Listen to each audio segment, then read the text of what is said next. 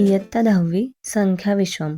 संख्यावाचकम यावरून वस्तू किंवा व्यक्ती यांची संख्या समजते. उदाहरण एकः सिंहः, द्वे फले. क्रमवाचकम यावरून वस्तू किंवा व्यक्तीचा क्रम समजतो.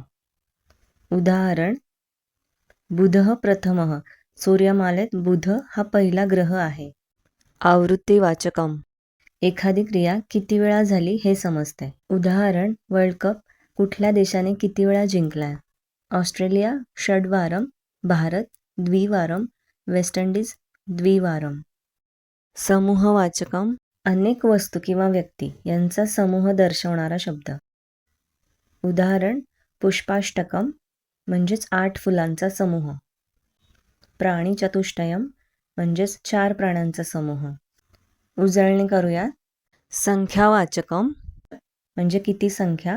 क्रमवाचकम म्हणजे क्रम कसा. आवृत्तीवाचकम म्हणजे क्रिया किती वेळा.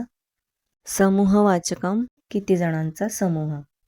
पुढील प्रश्नांची उत्तरं मला कमेंट करून सांगा.